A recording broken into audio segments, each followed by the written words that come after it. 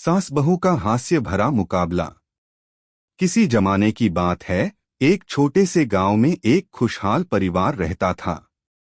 उस परिवार में एक बुजुर्ग महिला शारदा देवी थीं, जो गांव की सबसे कड़क और निपुण सास मानी जाती थीं। उनकी बहू शिखा एक स्मार्ट और आधुनिक लड़की थी, जो शहर से शादी के बाद गांव आई थी। शारदा देवी और शिखा का रिश्ता हमेशा से ही संघर्षों से भरा रहा था, पर दोनों के बीच एक अजीब सी कशमकश चलती रहती थी। शारदा देवी को लगता था कि शिखा गांव की परंपराओं को लेकर गंभीर नहीं है, जबकि शिखा का मानना था कि शारदा देवी को पुराने ढंग से सोचने की आदत हो चुकी है। अगर आप अपनी माँ से सच्चा प्यार करते हैं और उन्हें हमेशा खुश देखना चाहते हैं, तो इस चैनल को सब्सक्राइब करें, लाइक करें और इस वीडियो को लास्ट तक जरूर देखें, क्योंकि जल्द ही एक खुशखबरी आने वाली है जो आपके दिल को छू लेगी। आपके हर सपने को पूरा करने में हम हमेशा आपके साथ हैं। पहली मुलाकात। शिखा का गांव में आना एक बहुत बड़ा बदलाव था, क्योंकि वह एक आधुनिक खुले विचारों वाली लड़की थी, जो हमेशा फैशन और नई तकनीकों से जुड़ी रहती थी। लेकिन गांव में आकर उसे सबसे बड़ी चुनौती थी अपनी सास से तालमेल बिठाना। शिखा की पहली मुलाकात शारदा देवी से कुछ इस तरह हुई। बहू, तुमने घर में रोटियां कैसे बनाई हैं? क्या तुमने आटा अच्छे से गूंथा था? शारदा देवी ने सवाल दागा। हाँ माँ, आटा तो अच्छे से गूंथा था, लेकिन अब मेरी सास को रोटियों में कमी ही मिलनी है। शिखा मन ही मन बोली, लेकिन चेहरे पर मुस्कान रखते हुए बोली, जी माँ, रोटियां बिल्कुल ठीक हैं, आप देख सकती हैं। ठीक है, फिर अगली बार ध्यान रखना। शारदा देवी ने अपनी आंखें तिरछी की और फिर रोटियों को उलटते हुए बोली, अगर ये रोटियां अच्छे से नहीं बनी तो तुम जानती हो न मुझे क्या करना आता है। शिखा को समझ में आ गया कि शारदा देवी को वह अपने तरीके से हर काम नहीं कर सकती, लेकिन उसकी अपनी शर्तें थीं और वह शारदा देवी के साथ पूरी तरह से तालमेल नहीं बिठा सकती थी। मुकाबला शुरू होता है। शारदा देवी के सामने शिखा का हर कदम एक चुनौती बन जाता था। घर में काम करने से लेकर बच्चों की देखभाल तक शारदा देवी हर वक्त शिखा की कड़ी निगरानी करती थीं। लेकिन शिखा ने ठान लिया था कि वह अपनी सास को दिखाएगी कि वह भी कोई कम नहीं है। एक दिन शिखा ने घर के आंगन में पतंग उड़ाने का फैसला किया। यह एक ऐसा काम था जिसे गांव में पुरुष ही करते थे, और शारदा देवी इसे एक पुरुषों का काम मानती थीं। शिखा ने पतंग तैयार की और आंगन में जाकर उसे उड़ाना शुरू किया। शारदा देवी को यह बिल्कुल भी अच्छा नहीं लगा।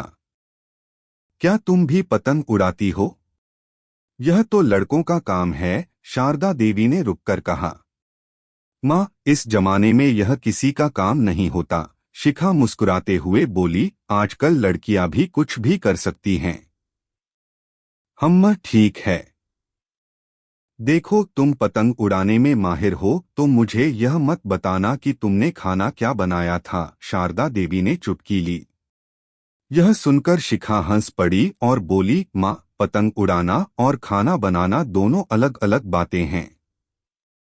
और जैसा कि आपने हमेशा कहा है, जो जैसा करता है वही वैसा होता है, तो मैं पतंग उड़ाते हुए भी खाना बना सकती हूँ। इसके बाद शिखा ने शारदा देवी को चैलेंज किया कि वह आने वाले रविवार को उन्हें एक ताज़े पकवान बनाने की चुनौती देंगी। शारदा देवी, जो हमेशा अपने पकवानों में माहिर मानी जाती थीं, उन्होंने शिखा की चुनौती को स्वीकार कर लिया। रविवार की चुनौती। रविवार आया और शिखा और शारदा देवी दोनों ने अपनी अपनी तैयारी शुरू कर दी। शारदा देवी ने घर के आंगन में खाना बनाने के लिए लकड़ी जलाने का निर्णय लिया, जबकि शिखा ने किचन में आधुनिक गैस चूल्हे पर खाना बनाने की योजना बनाई। दोनों के बीच प्रतियोगिता शुरू हो गई। क्या तुमने जरा भी ध्यान से खाना बनाने की कला को समझा है? शारदा देवी ने व्यंग्य करते हुए पूछा। माँ, मुझे जो समझ में आता है वह मैं करती हूँ। समय बदल चुका है और अब नई विधियां काम आती हैं, शिखा मुस्कुराते हुए बोली। खाना पकाने के दौरान शारदा देवी ने शिखा को एक और सलाह दी, बहू, एक बात याद रखो, खाना बनाते समय दुआओं का भी ध्यान रखना चाहिए, तभी स्वाद आता है। शिखा ने मुस्कुराते हुए कहा, माँ, दुआओं का ध्यान रखने से ज्यादा सही सामग्री का ध्यान रखना चाहिए, तभी स्वाद बढ़ता है। चुनौती के अंत में दोनों ने अपने अपने पकवान पेश किए।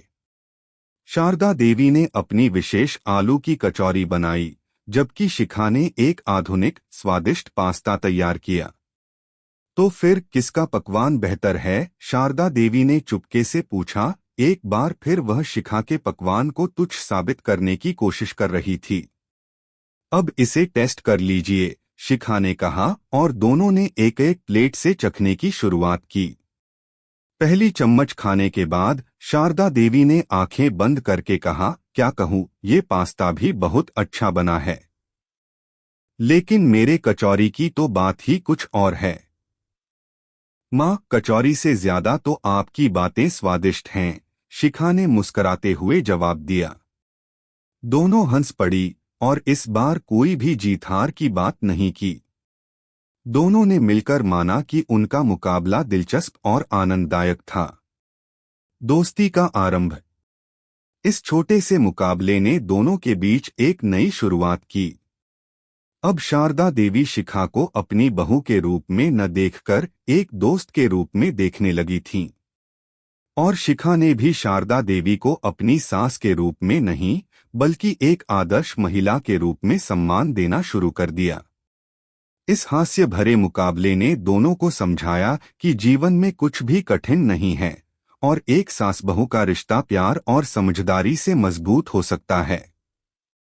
अगर आपको हमारे वीडियो पसंद आए तो कृपया चैनल को सब्सक्राइब करें, लाइक करें और अपने विचार कमेंट में जरूर साझा करें।